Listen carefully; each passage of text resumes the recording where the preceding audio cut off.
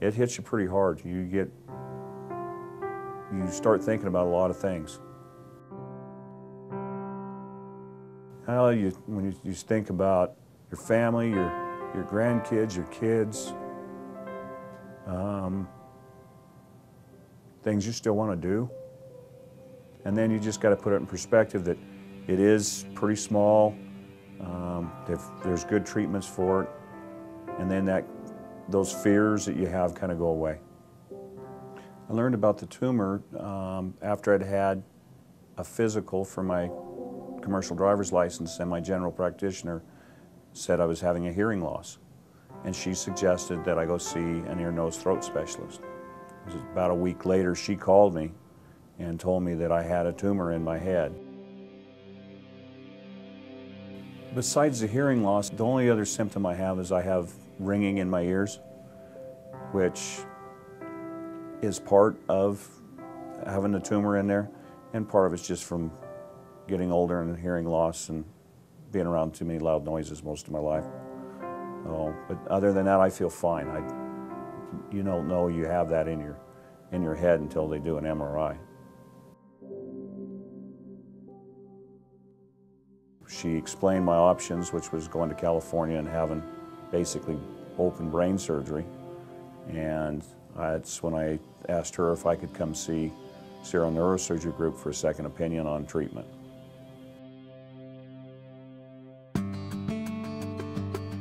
Well, his tumor is one of those tumor types that we can be highly certain of the diagnosis based on MRI imaging characteristics alone. And it's a kind of tumor that is commonly referred to as an acoustic neuroma, but more correctly as a vestibular schwannoma. And it's a benign tumor. There are a couple of options for treatment for it. One option is to not treat them, but just watch them. However, with some hearing loss and with the fact that further hearing loss could really hurt him in his work, that wasn't probably a good option for him. The other options are surgical versus radiosurgery. When the second course of treatment, which was a CyberKnife, was presented to me and explained to me how long it took, it was like an MRI or a CAT scan.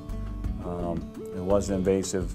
It didn't take me any time at all to make up my mind what I wanted to do.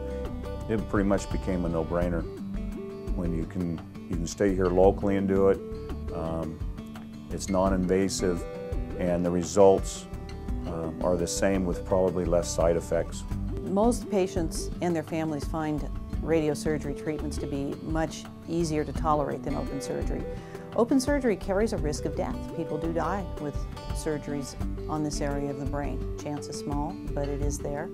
Strokes are also a risk, and there are other complications that can occur either immediately or down the road, whereas the risks with radiosurgery are much less. The patient comes in, has their treatment, goes home, and has a normal day for the rest of the day.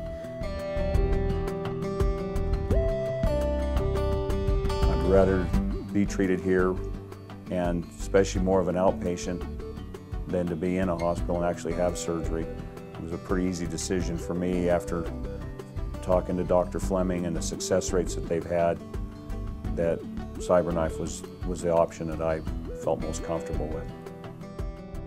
We do now have a long track record of radiosurgical treatment for this type of tumor, and there is a marked trend nationally for treating more and more of these tumors with radiosurgery as opposed to open surgery, because the outcome is so good and the complication rate is so low. The mindset's really pretty good, I think.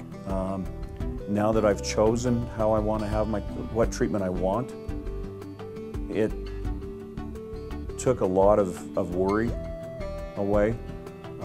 If I knew I had to go down to California and have open brain surgery, I would still be pretty nervous or upset about that. But with choosing CyberKnife and knowing how easy it is, it's pretty much relieved every uncomfortable thought you have about the treatment.